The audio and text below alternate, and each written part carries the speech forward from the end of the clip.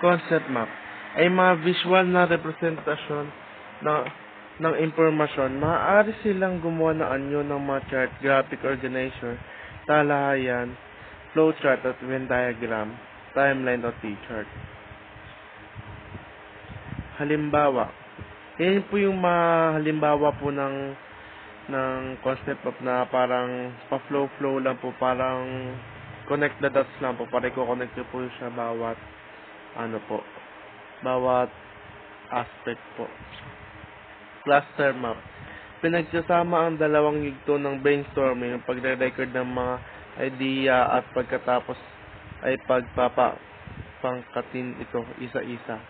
Pinapayagan ka ring makita sa isang sulyap ang mga aspeto ng paksa na kung saan meron kang pinaka masasabi, kaya maaari kang matulungan na pumili kung paano itugon ang isang malawak na paksa para sa pagsusulat.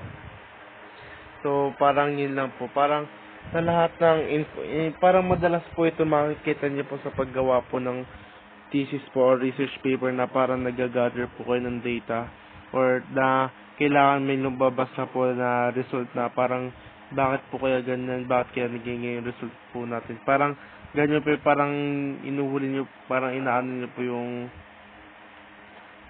information po na nakuha nyo po. Cause and effect T-chart.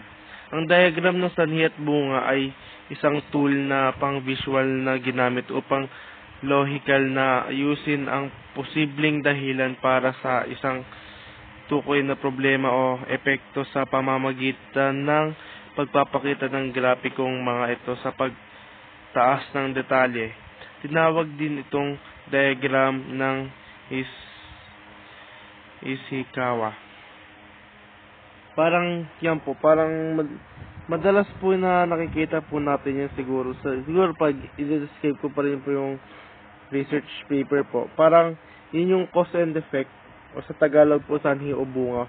So, pag parang katita po sa sinabi ko, parang yun yung po yung hinahanap nyo po yung cause na ba't po nagaganyan po na topic niya po na parang bakit mas mas maraming hirap sa online class yung mga ganyan. Anong cost, tapos anong cost nun, mahinin data nila, ganyan. Then yung effect na di po sila nakapag-aral po na buhay. Parang ganun lang po yun na pagkakaintindi ko po.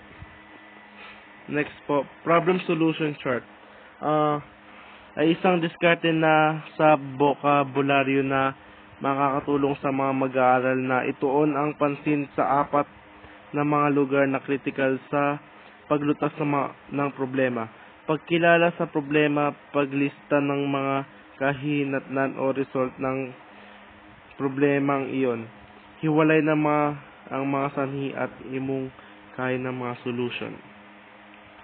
Yan po, parang problem solution chart. Parang nag-iisip, kung sakala po may problema po kayo, problema po na parang kailangan po na ano po posible nating gawin para masolusyon yung problema na yun. At yun po yung purpose po nito na parang magbibigay po kayo ng oras mag-isip kung paano masolusyon yung isang problema po. Main idea and details chart. Diskarte upang pahayagan ang mga mag-aaral na magkaroon ng isang balangkas upang maitala ang pangunahing idea at mga detalye mula sa bawat talata sa loob ng isang teksto. Ginagamit ang discarding ito habang binabasa ang mag-aaral teksto o pagkatapos na mabasa yung teksto. Ang pagkakaintindi ko po dito, parang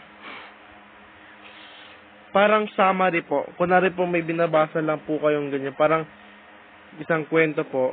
Then parang hinahanap nyo po yung buod or parang buod or summary po ng kwento na po iyon na maiintindihan nyo pa po lalo na gano'n pala, parang gano'n yung kakalabas. Parang hinihimay-himay nyo po na yung bawat kwento na parang easy to the access na po yung point ng tekstong po yun.